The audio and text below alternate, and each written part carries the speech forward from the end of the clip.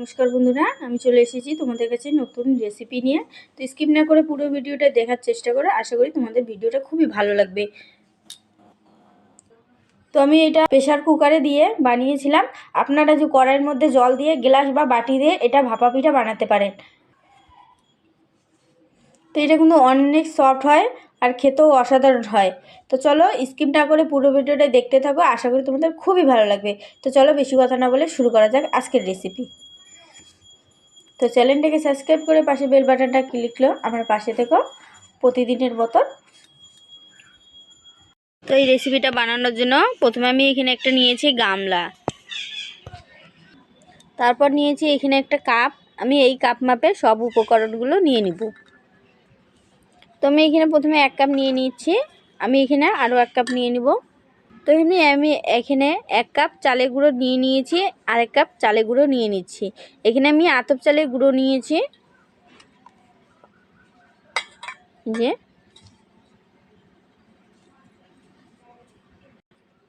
এবার আমি এটা ভালো করে প্রথমে এইভাবে হাত দিয়ে ভালো করে মেখে নিব। যে চালের দলাগুলো যে আছে এগুলো প্রথমে আমি ভেঙে নিচ্ছি ভালোভাবে। তারপর এখানে আমি একটু অল্প অল্প জল দিয়ে ভালো করে মেখে নেব। তো আমি এখানে জল নিয়েছি, অল্প অল্প জল দিয়ে এভাবে অল্প অল্প, একবারে জল দিতে যাবেন না। এখানে একটা ডোর মতন তৈরি করব না। এখানে আমি জাস্ট এখানে জল দিয়ে দিয়ে ভালো করে জলের সাথে চালের গুঁড়োটা মিশিয়ে নেব। এভাবে হাত দিয়ে ভালোভাবে চেপে চেপে জলটাকে আর চালের গুঁড়োটাকে ভালো করে মিশিয়ে নিব।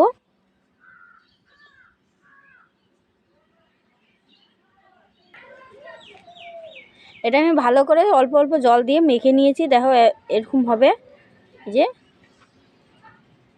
দেখতেই পারছো। ঠিক এমন যখন হবে তখন আমি এটা চালের গুঁড়োটা একটা টেকনি দিয়ে টেকে নিব। এবার এখানে আমি একটা টেকনি নিয়েছি, তার মধ্যে এখানে নিচে নিয়েছি আমি বাটি। এবার যে চালের গুঁড়োটা আমি জল দিয়ে মিশিয়ে রেখেছিলাম সেটা আমি এর মধ্যে দিয়ে চেলে নিব।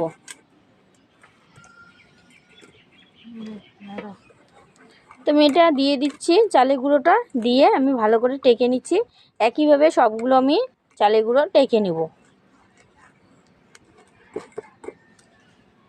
দেখো কি সুন্দর স্মুথভাবে এটা বের হয়ে যাচ্ছে। তো আমি এটা ভালো করে চেলে নিয়েছি।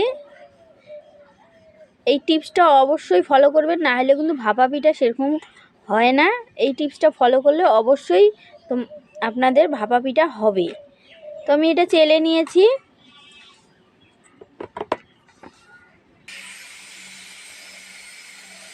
তো এবার আমি এইরকম একটা ছাঁকনি নিয়েছি, যে কোনো হরেক মাল দোকানে এই ছাঁকনিটা পাওয়া যাবেন।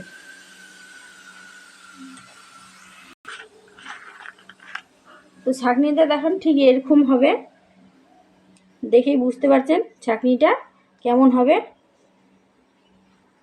এবার আমি পিছনের অংশটা যে খুলিয়ে দেখেছিলাম এটা আমি ভালো করে সেট করে দিয়েছি। এবার আমি এর মধ্যে যে চালের গুঁড়োটা টেকনি করে রেখেছিলাম জল দিয়ে মেখে, ওটা আমি এর মধ্যে দিয়ে দিচ্ছি। এর মধ্যে এখন আমি চালের গুঁড়োটা দিয়ে দিয়েছি, তার মধ্যে আমি দিয়ে দেবো গুড়। তো এর মধ্যে আমি গুড় দিয়ে দিচ্ছি। আর এখানে নারকেল কুড়ো রেখেছিলাম, নারকেল আর তিল দিয়ে ভালো করে একটা মিশ্রণ রেখেছিলাম, ওটা আমি এর মধ্যে দিয়ে দিচ্ছি। এখন এর উপর দিয়ে আবারও চালের গুঁড়ো দিয়ে দেবো। একদম এখানে চাপ দিবেন না, চাপ দিলে সেতে হতে পারে না হতে পারে। একদম হালকাভাবে এটা বসিয়ে নেবেন আলতো হাতে। তো এটা সেট করা হয়ে গেছে। তো এখানে আমি আগে থেকে একটা প্রেসার কুকার বসিয়ে দিয়েছিলাম, জল ভিতরে আছে, জল বসিয়ে দিয়ে পুরো টকবক করতেছিল। সেই অবস্থা আমি যে ঢাকনাটা ঢেকে দিয়েছি। আর এই যে এটা দিয়ে যে হাওয়াটা বেরোচ্ছে এই অংশটা দিয়ে, এই অংশটার মধ্যে আমি এই চাটনিটা বসিয়ে দেব। ছাঁকনিটা ভালো করে বসিয়ে দিচ্ছি। তো এই ছাঁকনি দিয়ে বানালে খুব সহজভাবে ভাপা পিঠাটা হয়ে যায়। বাড়িতে যদি থাকে প্রেসার কুকার তাহলে আর কোনো সমস্যাই নেই। এই পদ্ধতিতে অবশ্যই ভাপা পিঠা সুন্দর হবে। তো আমি একইভাবে আরেকটা তৈরি করে নিচ্ছি। দেখো কত সুন্দরভাবে ভাপ উঠতেছে, দেখতেই পাচ্ছ। এর মধ্যে আমি ঢাকা দেই নাই, ঢাকা না দেওয়া অবস্থায় এই ভাপা পিঠাটা সুন্দরভাবে হয়ে যাবে।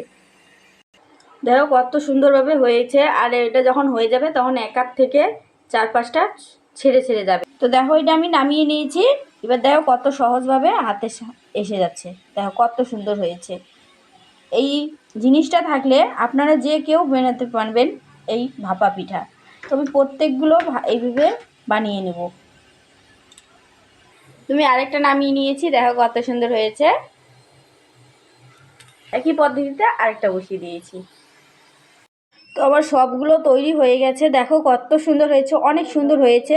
আর সবগুলো কিন্তু অনেক সুন্দর হয়েছে, দেখতেই পাচ্ছ। দেখো সবগুলো কত সুন্দর লাগছে, যে কেউ তৈরি করতে পারবে।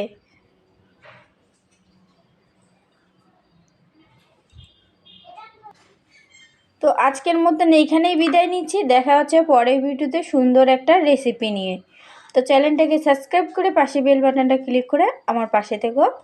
কেমন কেমন লাগলো তোমাদের ভিডিওটি অবশ্যই কমেন্টে জানিয়ে দিও।